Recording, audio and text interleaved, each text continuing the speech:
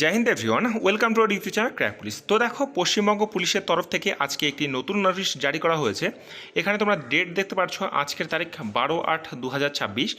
এখানে কী বলা হয়েছে আমি তোমাদের শর্টকাটে বলে দিচ্ছি।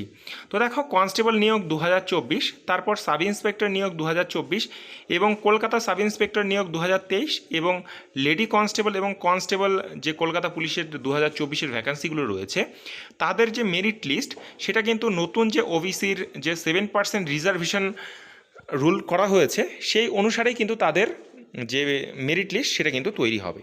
তার জন্য যে 2024-এর যে পুলিশ কনস্টেবল যে ভ্যাকান্সিটি রয়েছে সেখানেও কিন্তু আজকে বিশাল পরিবর্তন দেখা দিয়েছে। দুটো নোটিশই আমি তোমাদের দেখিয়ে দিচ্ছি।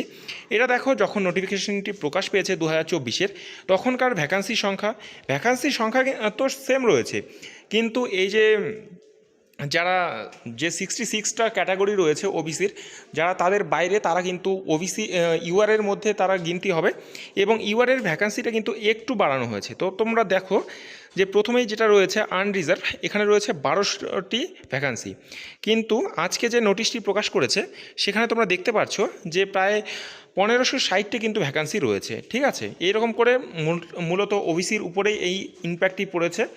তোমরা যারা এই যে নোটিশটি এখনও দেখোনি, আমরা ডিসক্রিপশন বক্সে আমাদের টেলিগ্রাম চ্যানেলের লিঙ্ক দিয়ে রাখছি, সেখান থেকে গিয়ে কিন্তু তোমরা এই যে নোটিশগুলো সেগুলো গিয়ে দেখতে পারবে। আমি কিন্তু ওখানে অলরেডি দিয়ে দিয়েছি। ঠিক আছে, তো এই ছিল আজকের ভিডিও। তো আশা করি ইনফরমেশনটি ভালো লেগেছে। তোমরা কারা কারা নোটিশটি দেখলে অবশ্যই কিন্তু কমেন্ট করে জানিয়ে দাও।